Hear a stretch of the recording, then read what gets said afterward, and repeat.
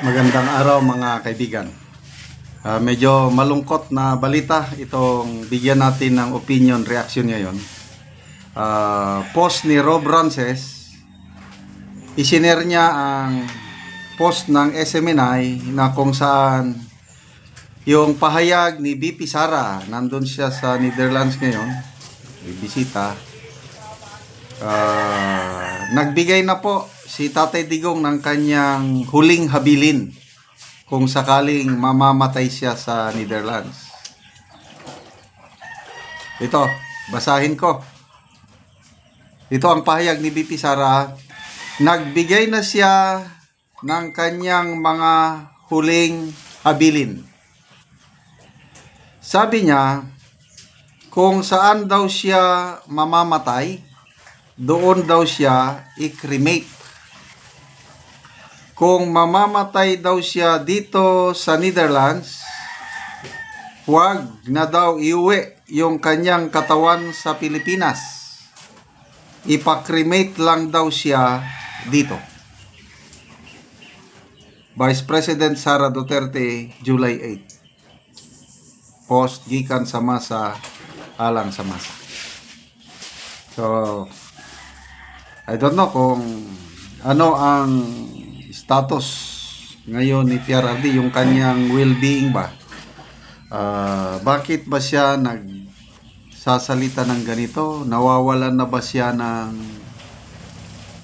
fighting spirit? Kasi to me, mabigat ito. Baka nararamdaman niya, baka alam mo, kung ayaw mo nang mabuhay, mag-give up ka na lang, nako, delikado. Or pwede rin na lumalaban pa rin siya, kailang at least nagbigay na siya. Ako, when was that? Nung namatay ang aming father-in-law, ang aking father-in-law, nagbigay din ako ng habilin. Kailang gusto ko pang mabuhay. Naging practical lang ako. Sabi ko, kung pag-abot ng panahon na mamamatay ako, ayokong mailibing sa libingan ng mga bayani. Bakit? Gusto ko kung saan mailibing ang aking wife, doon kami magkatabi. Hindi man pwede ang wife ko sa libingan ng mga bayani, kaya ayoko doon. So yun ang aking huling habilin. That was years ago.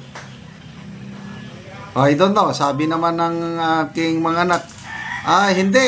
Sabi nila, kami ang masusunod.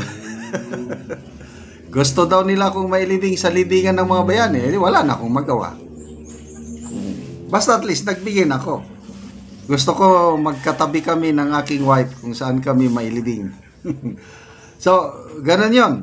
Sana, ang ating Tatay Digong lumalaban pa. Sana itong kanyang huling habilin is, ano lang ba, for practical reasons. Again, ang aking wife, 20 years ago, bumili na siya ng aming lote. Lote ba na libingan sa isang memorial homes? Bumili na siya. So sabi ng aming mga anak, bakit? Mamamatay na ba kayo? Bakit? Bumili na kayo ng libingan? Hindi, for practical reasons. And it was a good decision. Kasi mura pa noon, 20 years ago. Ngayon, may nakanda kaming libingan, di na nila problemahin.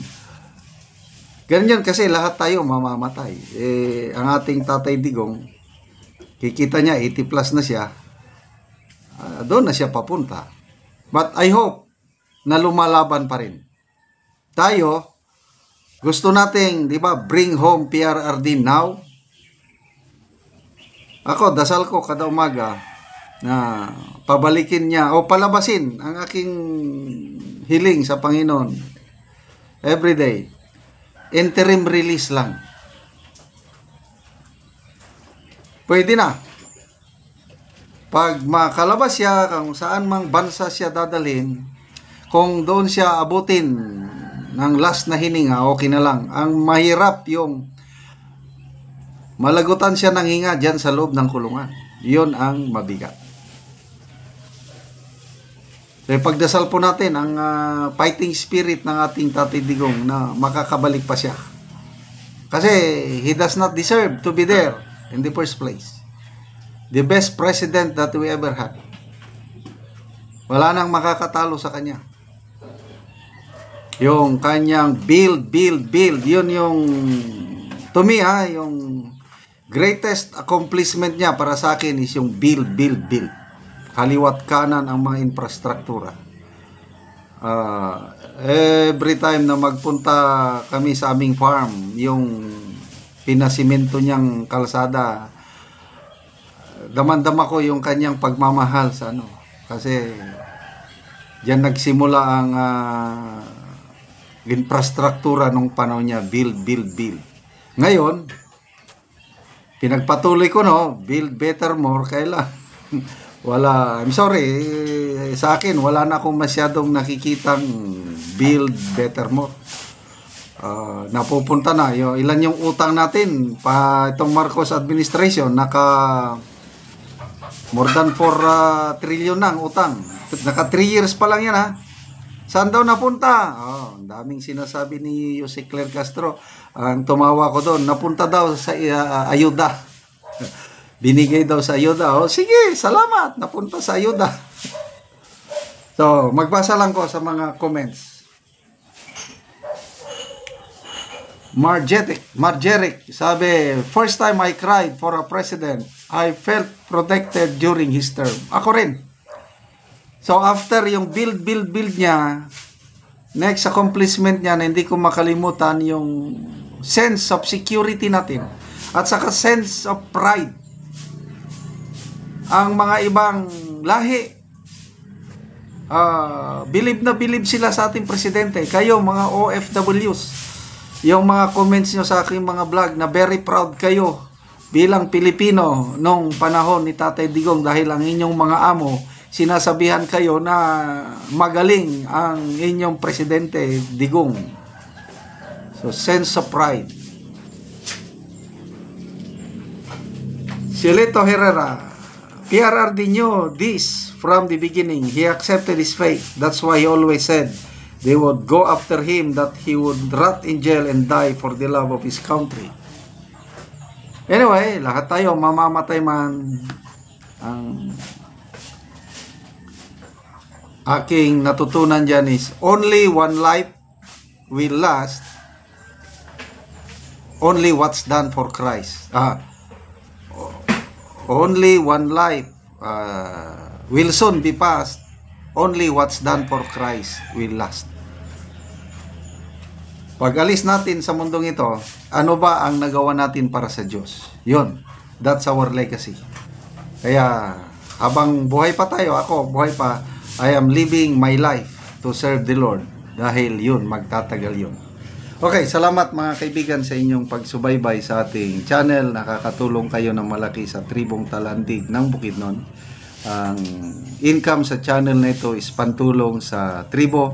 Namimigay tayo ng livelihood assistance sa kanila. Nagpapatanim ng sayote, saging lakatan, at Arabica coffee. Kung may itinanim, may aanihin. Panoorin nyo ang video na ito. Ako sa among area, sa among gitamnan og kape. So, muna ni ang natanom namo nga kape. So, daghan gyud. Og luag pod ni ang among area nga among gitamnan og kape. So, karon na ay nagtabang sa amo ang tao nga 3 ka buok. So, kini lokop na ni ko. Lokop na ni nga among gitamnan og kape. So, daghan na gid ni kay kining among natanom nga kape. 595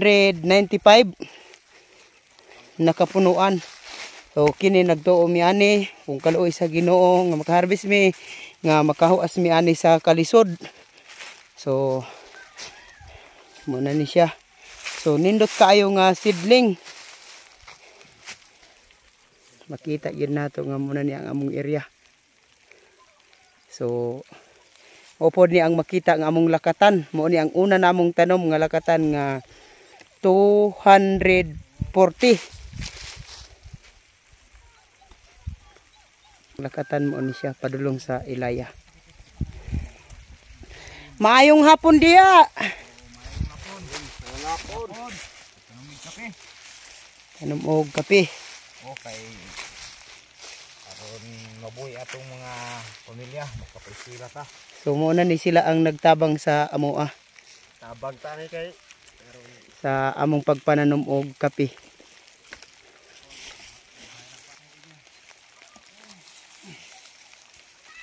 So salamat kaayo sa Ginoo og sa nagatan-aw sa video sa YouTube sa padayon nga pagsuporta sa amoa sa pagpananom og uban pa nga magamit namo hinaot nga tagaan mo og maayong panglawas ug mapadayon kini nga tabang aron kami makahawas sa kalisod. Salamat and God bless.